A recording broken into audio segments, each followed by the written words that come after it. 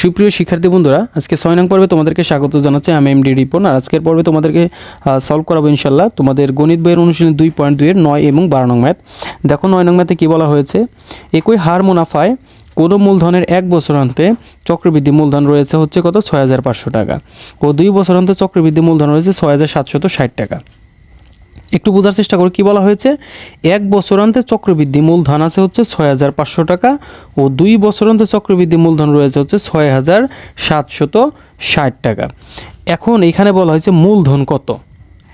এখন এই টোটাল অঙ্কের মধ্যে কিন্তু মূলধন উল্লেখ করা নেই। কি উল্লেখ করা নেই? মূলধন কিন্তু উল্লেখ করা নেই। অর্থাৎ হচ্ছে আমাদের মূলধনটা কিন্তু বের করতে হবে, যে মূলধন কত সেটা কিন্তু আমাদের বের করতে হবে। ওকে, তাহলে আমরা প্রথমে দেখো কি লিখেছি। প্রথমে লিখেছি হচ্ছে মনে করি মূলধন রয়েছে পি টাকা। মনে করি মূলধন কত? পি টাকা। কেন লিখলাম পি টাকা? কারণ হচ্ছে আমাদের এই অঙ্কের মধ্যে কিন্তু লেখা দেওয়া হয় না, মূলধন কিন্তু উল্লেখ করা হয় নাই, যার কারণে আমরা মনে করি মূলধন পি টাকা, যেহেতু আমরা পি দ্বারা মূলধনকে প্রকাশ করি। আর এখানে লিখেছি মুনাফার হার আর এবং সময় যদি এন হয় তাহলে চক্রবৃদ্ধি মূলধনের সূত্র হবে কি পি ইন্টু 1 প্লাস আর, তার পাওয়ার হচ্ছে এন। আচ্ছা, এখন আমরা চক্রবৃদ্ধি সূত্রটি লিখে নিলাম এখানে। তারপর এখানে কি বলা হচ্ছে 1 বছরান্তে। কি বলা হয়েছে দেখো তোমরা একটু, 1 বছরান্তে আমরা এই জন্য এখানে লিখেছি যে 1 বছরান্তে চক্রবৃদ্ধি মূলধন। আমি দেখো এখানে একটু মিস্টেক করেছিলাম, লাল কালি দিয়ে লিখে দিচ্ছি, তোমরা একটু কষ্ট করে বুঝে নিও। 1 বছরান্তে চক্রবৃদ্ধি মূলধন রয়েছে কত, আমরা জানি হচ্ছে 1 বছরান্তে চক্রবৃদ্ধি মূলধনের সূত্র কি পি ইন্টু 1 প্লাস আর, তার পাওয়ার কিন্তু আমরা জানি এন, এটার পাওয়ার কিন্তু এন, বাট এখানে পাওয়ার এন এর পরিবর্তে আমরা 1 লিখতে পারি। কেন? কারণ এখানে বলা হয়েছে কি 1 বছরান্তে। কি বলা হয়েছে? 1 বছরান্তে বলা হয়েছে। আর এইখানে যদি আমরা 1 উল্লেখ নাও করি তাও কিন্তু কোনো সমস্যা নেই, কারণ 1 দিলেও হয় না দিলেও হয়। ওকে, তারপর কি বলা হয়েছে দ্বিতীয় বছরান্তের কথা। আমরা এখানে এর জন্য লিখেছি যে দ্বিতীয় বছরান্তে চক্রবৃদ্ধি মূলধন পি সমান 1 প্লাস আর, আর তারপর হচ্ছে 2। যদি তৃতীয় বছরের কথা বলা হতো তাহলে আমরা কি লিখতাম? এখানে লিখতাম তৃতীয় বছরান্তে চক্রবৃদ্ধি মূলধন পি সমান 1 প্লাস আর, তার পাওয়ার হচ্ছে 3। আমরা আবার যদি এখানে চতুর্থ বছরের কথা বলা হইতো তাহলে আমরা লিখতাম হচ্ছে চতুর্থ বছরান্তে চক্রবৃদ্ধি মূলধন পি সমান 1 প্লাস আর, তার পাওয়ার হচ্ছে 4। এইভাবে কিন্তু পর্যায়ক্রমে প্রত্যেকটা বছরে আমরা লিখতাম। ওকে, এখন আমাদের কি বলা হয়েছে মূলধন কত। এখন আমরা যদি মূলধন নির্ণয় করতে যাই তাহলে আমাদের প্রথমে কি করতে হবে? মূলধন নির্ণয় করতে হলে আমাদের একটা বিষয় মাথায় রাখতে হবে, সেটা কি? সেটা হচ্ছে যে এইখানে কি রয়েছে, যে প্রথম বছরান্তে পি ইন্টু 1 প্লাস আর এটা রয়েছে। এখন এটা সমান কত? এইটা সমান হচ্ছে এই যে দেখো 6,500 টাকা। আমরা এইটা এখন লিখব। ওকে, আমরা লিখি, একটু সলভ করার চেষ্টা করি প্রশ্ন মতে। মনোযোগ দিও তোমরা একটু। প্রশ্ন মতে আমরা কি লিখব? প্রথম বছরান্তে আমরা চক্রবৃদ্ধি মূলধনের সূত্র কত পেয়েছি? পি ইন্টু 1 প্লাস আর, তার পাওয়ার হচ্ছে এন। পাওয়ার এন বলতে হচ্ছে 1, যেহেতু প্রথম বছরান্তে আমাদের 1 দিলেও হবে না দিলেও হবে। এখন আমরা কি লিখব? এইটা সমান আমরা লিখতে পারি হচ্ছে এই যে দেখো 1 বছরান্তে চক্রবৃদ্ধি 1 বছরান্তে চক্রবৃদ্ধি মূলধন রয়েছে কত 6,500 টাকা। তাহলে আমরা এইটা সমান আমরা 6,500 টাকা লিখতে পারি, 6,500 টাকা। এইটা হচ্ছে আমাদের কি? এইটা হচ্ছে আমাদের সমীকরণ নাম্বার 1। এখন আসো যে দ্বিতীয় বছরান্তে চক্রবৃদ্ধি মূলধন কত। আমাদের দ্বিতীয় বছরান্তে চক্রবৃদ্ধি মূলধন রয়েছে হচ্ছে পি ইন্টু 1 প্লাস আর, তার পাওয়ার হচ্ছে কত 2। আর এইটা সমান আমরা কত লিখতে পারি? এই যে দেখো এখানে কত রয়েছে 6,760 টাকা। 6,760 টাকা। এইটাকে আমরা সমীকরণ নাম্বার কত দিব? 2 দিব। আর এখানে তোমরা সমান সমানটা এই পাশে দিবা। দেখো তাহলে আমরা সমীকরণ নাম্বার 1 সমীকরণ নাম্বার 2 কিন্তু অলরেডি পেয়ে গেছি। এখন আমরা কি করব, যে 1 নং সমীকরণকে বর্গ করব। এখন 1 নং সমীকরণকে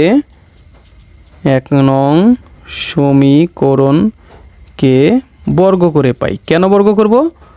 বর্গ করে পাই। দেখো আমরা কেন বর্গ করব? কারণ হচ্ছে আমরা পি এর মান বের করব। এখান থেকে কি এর মান বের করব? পি এর মান বের করব। পি মানে কি? আসল। আমাদের কিন্তু অঙ্কেতে কি বলা হয়েছে? মূলধন কত। আমাদের কিন্তু মূলধন চাওয়া হয়েছে। একটু মনোযোগ দিও যে আমাদের এখানে বলা হয়েছে কি মূলধন কত। তাহলে আমাদের যেহেতু মূলধন চাওয়া হয়েছে আর মূলধন মানেই কিন্তু পি, এর জন্য আমরা কি করব? এক নং সমীকরণকে বর্গ করব। এক নং সমীকরণে কী রয়েছে দেখো, পি ইন্টু ওয়ান প্লাস আর। আচ্ছা, পিকে যদি আমরা বর্গ করি তাহলে কী হবে, পি স্কোয়ার হবে। আবার যদি আমরা এখানে ব্র্যাকেট দিলাম, তারপর হচ্ছে ওয়ান প্লাস আর রয়েছে, এটাকে যদি বর্গ করি তারপর হোল স্কোয়ার হয়ে গেল, সমান এখানে রয়েছে কত, 6500, 6500 লিখলাম আমরা।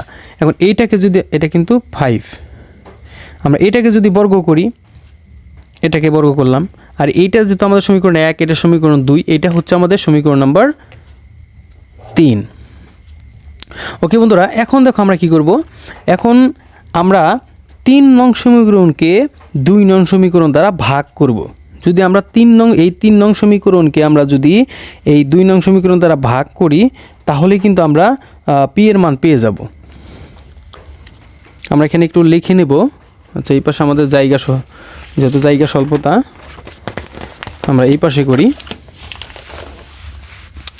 কি লিখবো বন্ধুরা, আমরা লিখবো হচ্ছে 3 নং সমীকরণকে, 3 নং সমীকরণকে 3 নং সমীকরণকে 2 নং সমীকরণ দ্বারা ভাগ করে পাই, ভাগ করে পাই। আচ্ছা, প্রথমে আমরা 1 নং সমীকরণটি তুলি। তোমরা একটু খেয়াল করে দেখো, আমাদের 1 নং সমীকরণে কত ছিল, 1 নং সমীকরণে, সরি এই পাশে না, আমাদের এই পাশে থেকে 1 নং সমীকরণে কত ছিল, আমাদের 1 নং সমীকরণে ছিল হচ্ছে পি ইন্টু ওয়ান প্লাস আর সমান 6500 টাকা। এইটা আমরা এখন এখানে লিখব, পি ইন্টু কত, পি ইন্টু, অর্থাৎ আমাদের কিন্তু বর্গ করলাম, ওইটা লিখব পি স্কোয়ার ওয়ান প্লাস আর, তার পাওয়ার আমরা স্কোয়ার দিয়েছিলাম, দেন আমরা লিখেছিলাম কত, 6500 তার হোল স্কোয়ার, এটি কিন্তু লিখেছিলাম আমরা। ওকে, যেহেতু আমরা ভাগ করব, আর আমাদের 3 নং সমীকরণে কী ছিল, 3 নং সমীকরণে ছিল পি ইন্টু ওয়ান প্লাস আর তার হোল স্কোয়ার ছিল, এইখানে আমরা সমান সমান দিয়ে দিতে পারি। আর আমাদের এটার চক্রবৃদ্ধি মূল্য ছিল 6760 টাকা। দেখো বন্ধুরা, এখন আমরা এটাকে কি করব, আমরা যদি এটাকে ক্যালকুলেশন করি, একটু খেয়াল করো তোমরা, যে এইখানে রয়েছে ওয়ান প্লাস আর তার হোল স্কোয়ার, ওয়ান প্লাস আর তার হোল স্কোয়ার, আমরা এই দুইটা কিন্তু অলরেডি কাটতে পারি। এখন রয়েছে এখানে পি স্কোয়ার, মানে পি দুইটা নিচে একটা, তার মানে দুইটা পি থেকে একটা পি যদি আমরা কাটাকাটি করি তাহলে একটা পি থাকে, সমান। এখন 6500 কয়বার রয়েছে, 2বার, আমরা লিখলাম 6500 একবার, আবার লিখলাম হচ্ছে 6500, আর নিচে রয়েছে কত, 6760 টাকা। এখন আমরা কি করব বন্ধুরা, এখন হচ্ছে আমরা এই 6500-র সাথে 6500 যদি আমরা গুণ করি তাহলে পাবো কত, আমরা দেখো 4,22,05,000 টাকা পাবো আমরা। তার মানে কত পেলাম আমরা, 4,22,50,000 টাকা, সরি বন্ধুরা, 5,000 টাকা না, 50,000 টাকা পাবো। আর নিচে রয়েছে হচ্ছে 6,760 টাকা।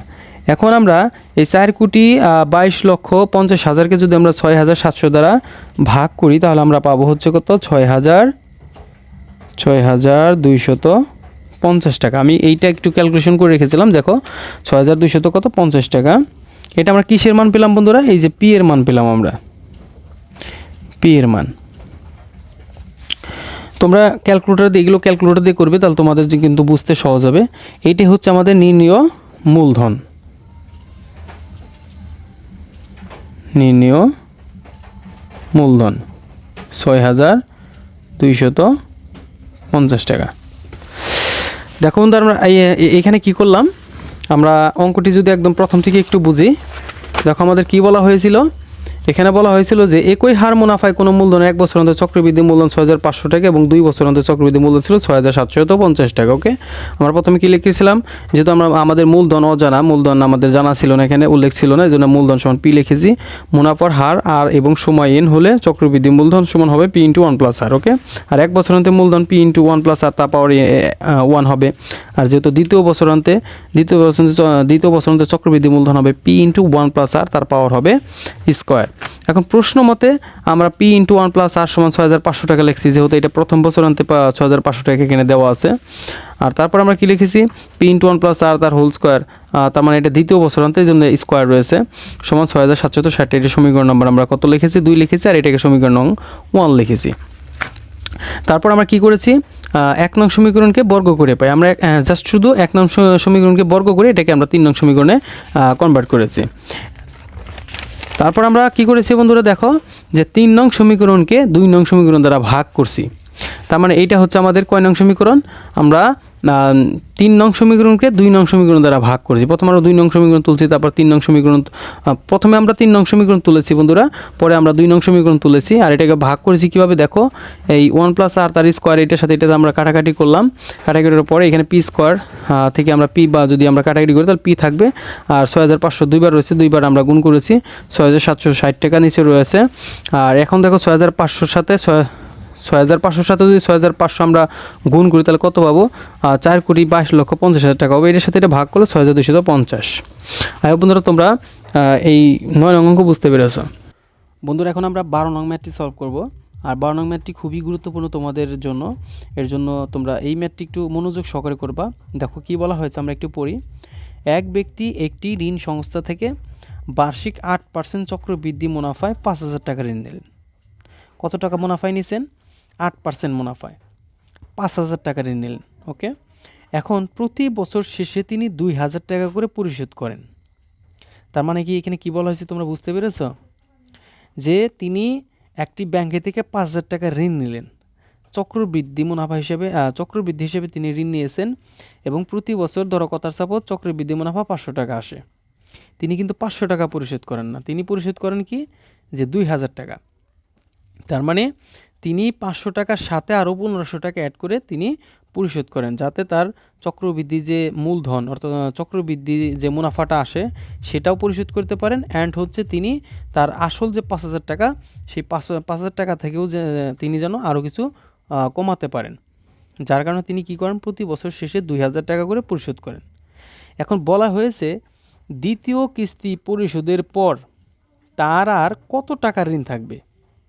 আচ্ছা আমরা একটু করার চেষ্টা করি, অঙ্কটা সলভ করি। দেখো এখানে বলা হয়েছে বার্ষিক 8% মুনাফা, আমরা কিন্তু অলরেডি মুনাফা পেয়ে গেছি, মুনাফার হার 8 টাকা, অ্যান্ড এখানে আসল পেয়ে গেছি 5000 টাকা। দেখো আমি এগুলো তুলে রেখেছি আগেই, যাতে করে আমরা একটু কম সময়ের মধ্যে ম্যাথটি সলভ করতে পারি। দেখো দেওয়া আছে মূলধন 5000 টাকা আর মুনাফার হার 8% দেওয়া আছে। আমরা 8কে 100 দ্বারা ভাগ করেছি, কারণ পার্সেন্টেজ তোলার জন্য 100 দ্বারা ভাগ করতে হয়। আর আমরা 8কে 100 দ্বারা ভাগ করে নিয়েছি ক্যালকুলেটর দিয়ে, যে 0.08। কেন, কারণ 8 দিয়ে তুমি যদি 100কে ভাগ করে নাও তাহলে আমরা যখন অঙ্ক করব তখন তোমার ওখানে কাটাকাটি না করলেও চলবে, অঙ্কটা ছোট হবে এই পাশে যদি আমরা করি। আর যদি তুমি 8 ডিভাইডেড 100 এটা রাখো, কোনো সমস্যা নেই, তুমি এখানে কাটাকাটি করবা, অঙ্ক সলভ হয়ে যাবে। ওকে, আর সময় রয়েছে কত, দেখো প্রতি বছরের কথা উল্লেখ করছে। কি করেছে এখানে, প্রতি বছর। প্রতি বছর মানে কি, প্রতি বছর মানে কি বলো, প্রতি বছর মানে 1 বছরের কথা উল্লেখ করা হয়েছে। ওকে, এখন আমরা কি করব, এখন আমরা করব হচ্ছে যে আমরা চক্রবৃদ্ধি ওনার যে মূলধন, অর্থাৎ আমরা কিন্তু তার আসল যে 5000 টাকা এটা কিন্তু জানি যে ওনার 5000 টাকা সে ঋণ নিয়েছে, আর ওনার এই 5000 টাকার উপরে কয় টাকা তোমার হচ্ছে আসে, মুনাফা আসে, সেটা আমরা আগে বের করব। এর জন্য আমরা কি লিখেছি, যে আমরা জানি চক্রবৃদ্ধি মূলধন, আর চক্রবৃদ্ধি মূলধনের সূত্র সি সমান পি ইন্টু 1 প্লাস আর, তার পাওয়ার হচ্ছে এন। ওকে, আর পি মানে কত, 5000 টাকা। পি মানে যে দেখো এখানে 5000 টাকা উল্লেখ আছে, পি মানে কত, 5000 টাকা। আমরা মান বসাই, পি মানে 5000 টাকা। এখন এখানে রয়েছে কত, 1 দিলাম, 1 প্লাস আর এর মান কত, এই যে 0.08, 0.08, আর পাওয়ার এন, এন মানে কত, 1 বছর। তুমি এটা দিলেও হবে, না দিলেও হবে। ওকে, আমরা লিখলাম হচ্ছে 5000-এর 5000 টাকা। এখন আমরা কি করব, এইখানে রয়েছে 1 আর এখানে রয়েছে 0.08, তার মানে 1-এর সাথে আমরা এই ডান পাশটাকে যোগ যদি করি তাহলে আমরা পাবো 1.08, আর এটার পাওয়ার আছে কত, 1। পাওয়ার যদি তুমি 1 দাও তাও হবে, যদি পাওয়ার 1 না দাও তাও হবে। ওকে, আমরা 5000-এ 5000 দিলাম। এখন ব্র্যাকেট মানে গুণ চিহ্ন তোমরা জানো, আমরা ব্র্যাকেট তুলে দিব, গুণ চিহ্ন দিয়ে দিলাম। আর এখানে আমাদের কত রয়েছে, 1.08। আর এইটাকে যদি তুমি ক্যালকুলেটর দিয়ে হিসাব করো তাহলে তোমার আসবে হচ্ছে 5,400 টাকা আসবে। কত আসবে? 5,400 টাকা। এটা আমরা কি পেলাম বন্ধুরা? এইটা হচ্ছে আমরা চক্রবৃদ্ধি মূলধন পেলাম। অর্থাৎ হচ্ছে ওনার মূলধন ছিল কত?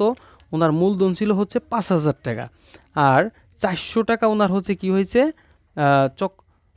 400 টাকা অ্যাড হয়েছে। তাহলে কত হইলো এখন? চক্রবৃদ্ধি মূলধন হইলো ওনার 5,000 ছিল আগে, পরে হইলো 400, তার মানে 5,400 টাকা ওনার হচ্ছে ইন টোটালি যে ব্যাংকে টাকা রাখছিলেন তার উপর চক্রবৃদ্ধি মূলধন এবং মুনাফা সহ এটা হয়েছে। এখন আমরা কি করব? এখন আমরা করব হচ্ছে যে তিনি প্রতি বছর কিস্তি দেন 2,000 টাকা করে। এখন এখান থেকে আমরা 2,000 টাকা মাইনাস করব, কিন্তু মাইনাস করার পূর্বে আমাদের এটা লিখে নিতে হবে। লিখে নিলে যারা অঙ্ক খাতা দেখবেন তাদের জন্য কিন্তু বুঝতে সহজ হবে। তাহলে আমরা লিখি যে বছর শেষে 2,000 টাকা, বছর শেষে কয় হাজার টাকা করে দেয়? 2,000 টাকা পরিশোধ করার পর, 2,000 টাকা পরিশোধ করার পর কি বলা হয়েছে? যে বছর শেষে 2,000 টাকা পরিশোধ করার পর তার ঋণ থাকে, তার কি থাকে? ঋণ, তার ঋণ থাকে।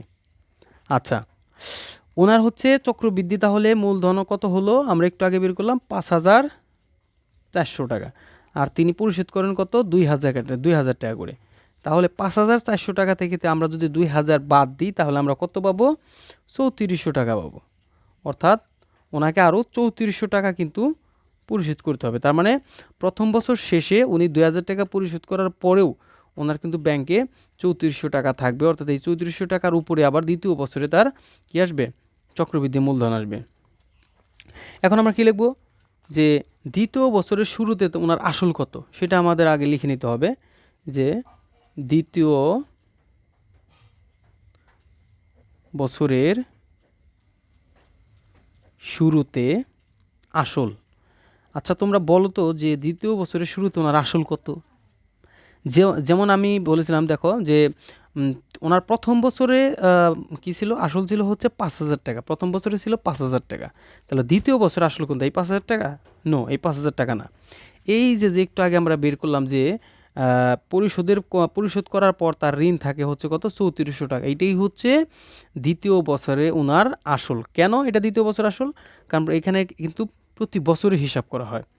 যেহেতু তিনি 5,400 টাকার মধ্য থেকে তোমার হচ্ছে 2,000 টাকা সে কিস্তি দিয়ে পরিশোধ করেছে, তাহলে তার ব্যাংকে থাকলো কত? সে ব্যাংকে ঋণ থাকছেই হচ্ছে 3,400 টাকা। তার মানে এই 3,400 টাকাই হচ্ছে তার কি? দ্বিতীয় বছরতে আসল। তার মানে এটাকে আমরা P1 দ্বারা লিখব। P1 সমান হচ্ছে 3,400। কেন P1 দিলাম? অনেকে প্রশ্ন করতে পারো। P1 দেওয়ার কারণ একটাই, আমরা কিন্তু এই পাশে অলরেডি P দ্বারা কাজ করেছি, যার কারণে আমরা এখানে P1 দিলাম। এখন প্রথম বছরে যেমন আমরা বের করেছি চক্রবৃদ্ধি মূলধন 5,400 টাকা, এখন তাহলে আমরা দ্বিতীয় বছরে তার চক্রবৃদ্ধি মূলধন কত হয় সেটা আগে বের করতে হবে। তাহলে আমরা লিখি দ্বিতীয় বছরান্তে চক্রবৃদ্ধি মূলধন। কি মূলধন? চক্রবৃদ্ধি মূলধন। আচ্ছা, দ্বিতীয় বছরান্তে তার চেয়ে চক্রবৃদ্ধি মূলধন তাহলে কত হবে? আমরা সূত্রটা লিখি। তাহলে আমরা চক্রবৃদ্ধি মূলধনের একটা সূত্র জানি যে C = P × 1 + R তার পাওয়ার n। ওকে, আমরা লিখি C = P1 লিখলাম আমরা, যেহেতু আমরা একবার লিখেছি P × 1 + R তার পাওয়ার হচ্ছে n। ওকে, আমরা মানগুলো বসিয়ে দিই। পির মান আমরা জানি কত? তোমরা কিন্তু আবার এখানে 5,000 বসিও না। পির মান কিন্তু এখন 3,400 টাকা। 3,400 টাকা। ওকে, এখন আমরা আসি হচ্ছে 1 লিখলাম, যোগ আর এর মান কত? আর এর মান কিন্তু ওই আগেরটাই। আর এর মান কিন্তু আমরা এই যে প্রথমে যেটা বের করেছিলাম 0.08, অর্থাৎ হচ্ছে 0.08। আর পাওয়ার কত? n। এর মান আমরা আগে লিখেছিলাম এখানে 1, এখন কত হবে বলো বন্ধুরা? এখন হবে হচ্ছে 2। কেন? কারণ হচ্ছে এখন পাওয়ার হবে কি? সরি, এখানে কিন্তু দ্বিতীয় বছরান্ত হলো একই হবে, কারণ একই হবে। সরি, আমার মিস্টেক হয়েছে। কেন? কারণ হচ্ছে প্রতি বছরের হিসাব কিন্তু 1 বছরের, 2 বছরের হিসাব কিন্তু একবারে হবে না টোটালি। এখানে প্রতি বছর শেষে কিন্তু চক্রবৃদ্ধি মূলধনের হিসাব করা হয়। ওকে, 1 বছরের হিসাব হবে। আমরা আবার লিখব হচ্ছে কত? 3,400। আর এইখানে একের সাথে যদি আমরা 0.08 যোগ করি তাহলে আমরা পাবো কত, একবারে করে দিই আমরা গুণ চিহ্ন দিয়ে, তাহলে আমরা পাবো হচ্ছে 1.08। এখন অনেকেই বলতে পারো যারা একটু কম বুঝে অঙ্ক, এক কোথায় গেল, একের সাথে যদি তুমি 1.08কে গুণ করো ওইটাই আসবে, যার কারণে আমরা এক আর লিখি নাই। এখন এই 3400 সাথে যদি আমরা 1.08কে গুণ করি তাহলে আমরা পাবো হচ্ছে 3672 টাকা। কত পাবো বন্ধুরা? 3672 টাকা। তাহলে দ্বিতীয় বছরান্তে ওনার চক্রবৃদ্ধি মূলধন হলো 3672 টাকা। প্রথম বছরে বোঝার চেষ্টা করো, প্রথম বছরে ছিল হচ্ছে ওনার 5000 টাকা, তিনি 2000 টাকা 5000 টাকা, আর ওনার চক্রবৃদ্ধি মূলধন হয়েছিল 400 টাকা বেড়ে যে 5400 টাকা হয়েছিল, সেখান থেকে তিনি 2000 টাকা পরিশোধ করেছিল।